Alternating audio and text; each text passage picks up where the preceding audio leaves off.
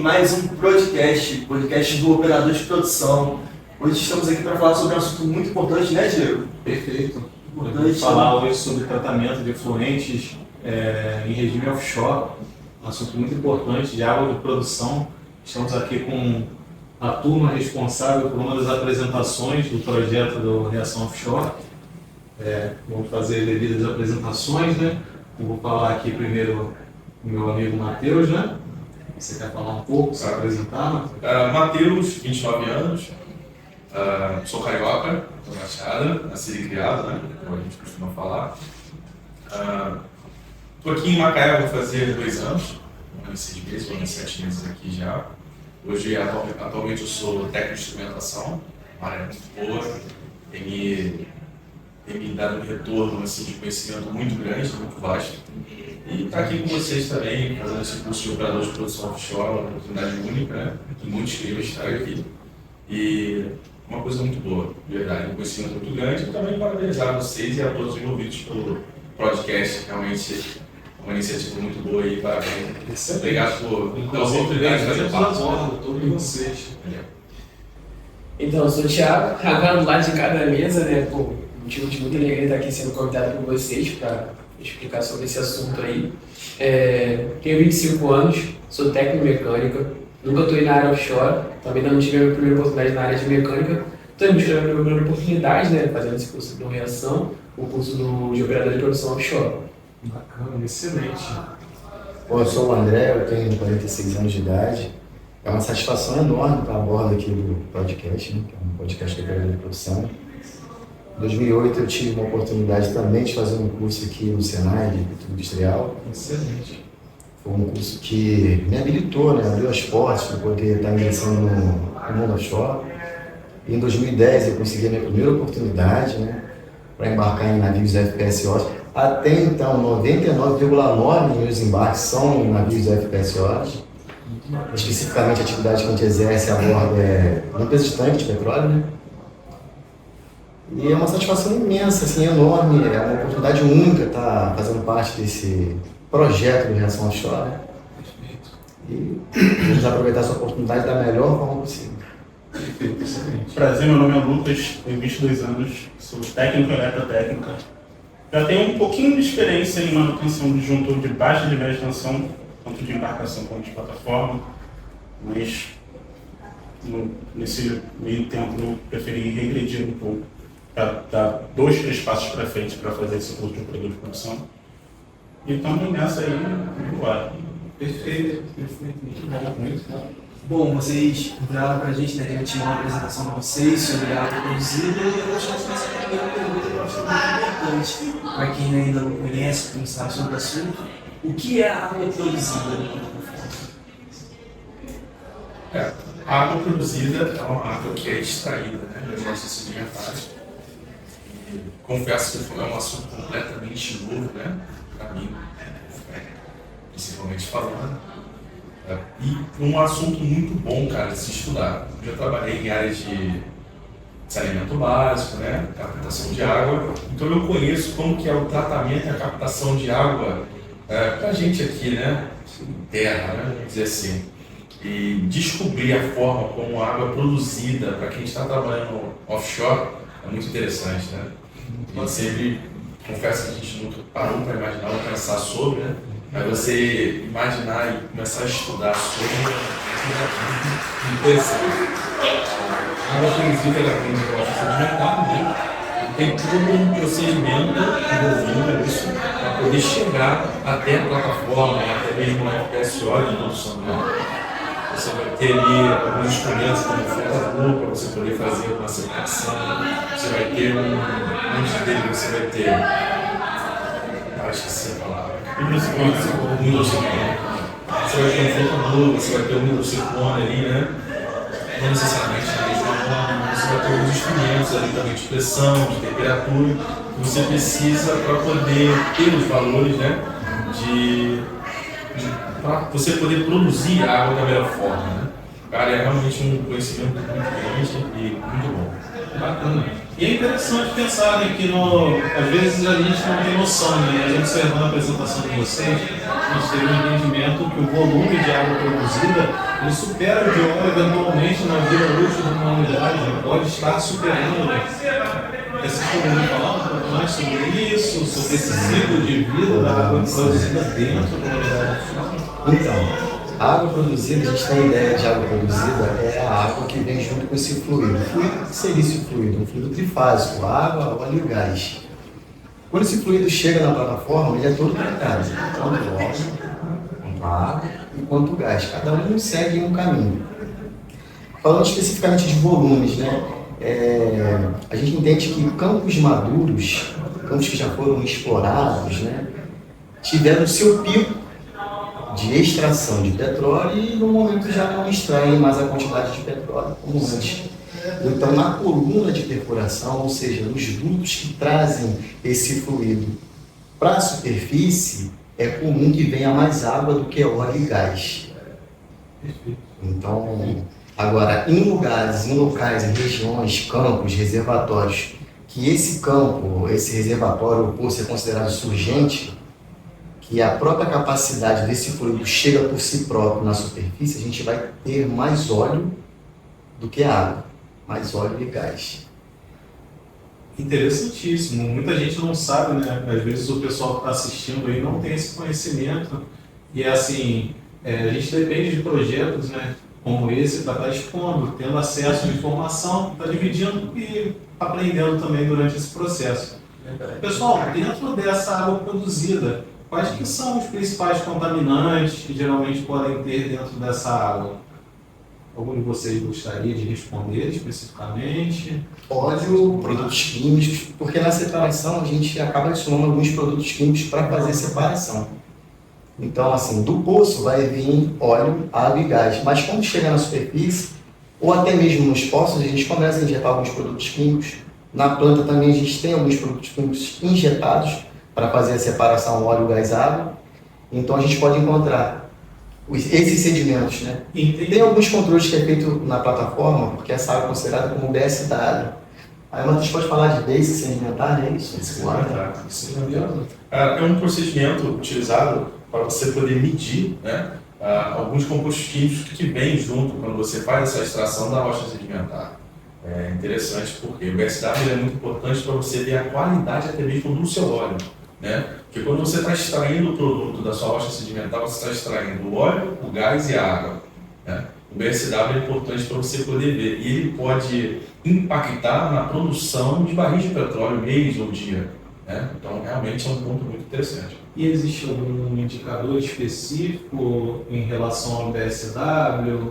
Tem alguma correlação direta de algum fator numérico para esse BSW ou não? Acredito que o Thiago vai poder falar um pouco melhor sobre ppm, né? Do BSW. O ppm seria por descarte, né? Então, o BSW, uma questão assim, para você saber se a qualidade do óleo, a gente tem que saber também a questão do BSW. Quando a gente extrai o petróleo, a gente tem ali, posso dizer, uma tabela que a gente sabe, né? Tipo um gráfico. Um poço novo, um petróleo mais puro, um petróleo assim, mais limpo. Um poço já campo maduro, já explorado, e um petróleo já com mais água. Então aí a gente vai ter uma noção do BSW. E aí vai ter também a noção do valor do petróleo. Um campo novo, o petróleo vale muito mais. E um campo já de produção de muito tempo, o petróleo vale um pouco menos. Mas esses campos ainda têm muito fruto, ainda tem muito que colher, tem muito que se explorar também. Perfeito, e tem muitas empresas que estão se especializando nessa parte, né, do reaproveitamento desses poços maduros. A ideia central é o seguinte, a gente extrai dos poços, né, água, óleo e gás. A nossa ideia central é aproveitar o máximo do óleo, o máximo do gás, com o maior grau de pureza possível, tratar essa água para a gente poder descartar ela nos padrões exigidos pelos órgãos reguladores, né? Eficiência é a palavra, então, para vocês quando se trata em relação... Eficiência e segurança. Perfeito. Bom, eu vi que vocês comentaram sobre alguns equipamentos que fazem esse tratamento dessa água. Vocês têm algum específico que vocês gostariam de citar, algo que vocês acham importante acrescentar? Temos sim, assim, Na planta de processo, a gente tem módulos, né? São separados por módulos. Especificamente da água, a gente tem um equipamento chamado Skin Vessel. Depois que a gente passa, que a ideia é tratar essa água, né? Tirar o máximo de óleo possível dessa água. A gente tem esse Skin Vessel. Depois do Skin Vessel, a gente precisa de uma bomba, porque a gente perde pressão nessa água. Para essa água, com pressão passando pela bomba, vai chegar no hidrociclone. Depois do hidrociclone, a gente vai passar por uma unidade flotadora. Aí ela já ganhou temperatura. E a gente não pode descartar ela com um limite assim, de 40 graus Celsius. É o limite para baixo, de 40 para baixo. Se tiver acima, a gente tem que resfriar.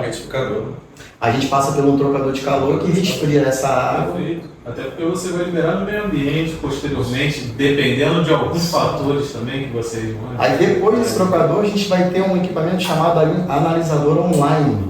Ele fica o tempo todo analisando a qualidade dessa água, entendeu? E assim, ele é um equipamento eletrônico, pode ter falhas.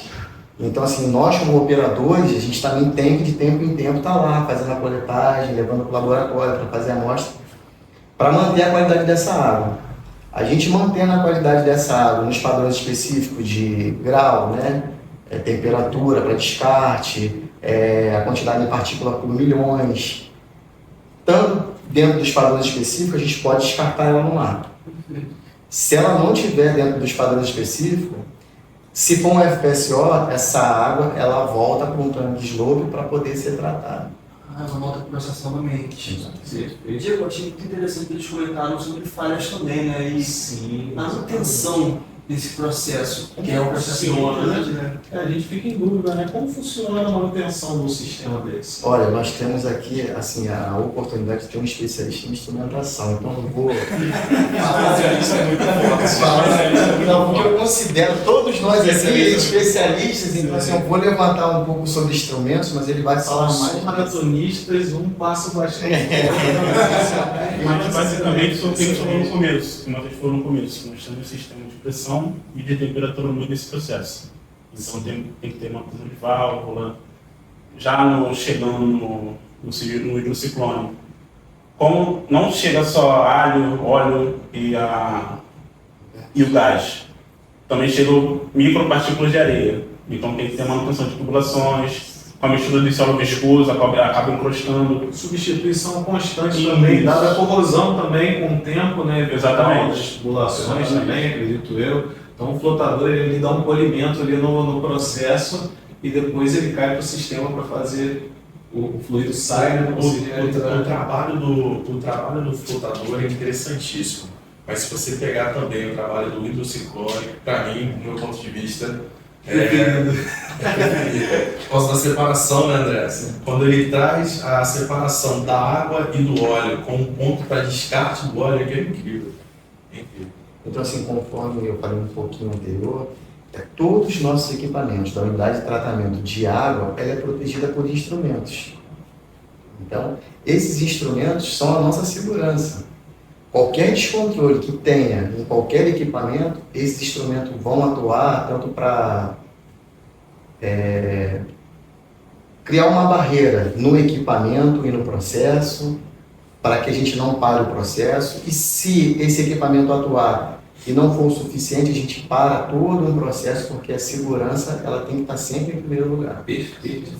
Então, a gente pode falar a respeito disso também quanto à legislação, né, compliance e o pensamento das empresas, né, que estão no setor em relação a tudo isso, né. Então, com relação à legislação, a gente costuma dizer e ver muito sobre aviões, né? E no mar não é diferente. Com aviões a gente espera acontecer alguma coisa para a gente mudar algumas normas. No quesito de descarga de dispensa de água no mar, de água produzida no mar, ela não tem uma NR que se enquadra perfeitamente. Ela tem legislação e tem uma regulamentação, entendeu? A IMO fez uma convenção em 1973 para dar início à Marpol, depois de um acidente que aconteceu no Canal da Mancha, com Torrey Canyon, um navio cargueiro de óleo que derramou óleo no Canal da Mancha. E aí eles fizeram essa convenção para dar início à Marpol. Teria o controle, né, de navios pelo mundo. Assim, cada país é responsável por sua bandeira, cada porto é responsável por sua supervisão, entendeu? E a Marpol, ela dá limites àquilo dali, para a gente poder entender, né, a visão global. Para a gente descartar uma água, o ppm dela, global, é de 15 ppm, partícula por minuto. Por milhões. Por milhões, né? Por milhões, desculpa. Por milhões. E aqui no Brasil a gente tem a CONAMA, que é a CONAMA 393, do ano de 2007, que ela veio através depois também de um acidente que aconteceu na Baía de Guanabara com um petroleiro da Petrobras. E aí veio aquela mudança, como eu disse, tudo começa através de um erro, entendeu? Para que na hora a gente possa acertar. E tudo vem para a segurança, né? Para a melhoria do meio ambiente, para a nossa melhoria e para a melhoria de gerações futuras também. Com certeza, preservação, né? Preservação em primeiro lugar. Hoje em dia, essa bandeira, né, de preservação está sempre em primeiro lugar. A gente tem que prezar muito por isso. A gente trabalhar na Fish Oil, a gente tem que tomar cuidado. Por isso, sempre otimizar, né? Pensando em otimização, sempre pensando na preservação ambiental também. Sustentabilidade, né? A gente extrair os recursos da melhor forma possível, da forma mais segura possível para as nossas gerações, mas garantindo que as próximas gerações também possam usufruir. Você imagina... Desculpa, pode continuar. Só para voltar à questão das válvulas que protegem nossos equipamentos, a gente pode encontrar as PSVs, as BDVs e as SDVs. Perfeito. Falando sobre a legislação, você imagina, né, a importância dela, caso não tivesse, né, ou se não continuasse não tendo. Você continuar descartando uma água de uma forma insegura, jogando ela no mar, né? Onde a gente tem aí vidas marinhas de inúmeras formas, né? E você descartar ela sem um tratamento ideal, né? Então, complementando o que o Thiago está falando, a Marpol e a CONAMA entrou num ponto estratégico para que ele pudesse regular esse parâmetro. Eu acho legal o que o Matheus está falando, porque a Marpol, ela trabalha com 6 anexos. Então, para isso, ela regulamenta sobre tudo, desde o óleo jogado à água até descarte de resíduo. Excelente. Controle total total mesmo. Então, tipo assim, quando o navio para num porto, ela consegue inspecionar o navio, ela pode fazer intervenções em alto mar, entendeu? Tem que ter um controle geral da operação. Excelente. Pessoal, foi um prazer conversar com vocês sobre esse assunto, enriquecedor demais, acredito, não só para mim, quanto as pessoas que vão estar assistindo aí o podcast. Eu tenho uma última pergunta para vocês, até para a gente passar a informação para os futuros operadores de petróleo que estão assistindo também. Qual a importância que vocês consideram do operador de produção no processo do tratamento da água de processo? Boa pergunta. Qual que é o papel dele dentro desse processo? Então, o operador de produção numa área offshore, todo esse fluxo, esse fluido trifásico que sai do poço até um tanque de carga, quando o petróleo já foi separado, já foi tratado, o gás quando é enviado pelo gasoduto, ou até mesmo reaproveitado numa plataforma, geração de energia, a própria água, todo esse processo é de responsabilidade do operador de produção, em conjunto com o CCR, que fica na sala de controle, mandando os comandos de atuação para os operadores. Então, assim, é o operador que é o responsável pela planta de processo. Assim, por todo o topside, por todo o funcionamento da planta de processo topside, é o operador. Ele é o responsável por controlar a planta. Complementando, a gente até acha engraçado, né? Porque quando a gente fala sobre operação da área de petróleo e gás, a gente acha que o operador é ligado somente na área de petróleo e gás, né? E essa área de água, tratamento, resíduo, descarte, a gente nunca ligou. É um mundo bem Muito extenso. Então, eu chegar em um curso de operador de produção voltado para a área offshore e descobrir que o operador também precisa ter um conhecimento amplo e vasto sobre o tratamento de água, cara, isso vale muito.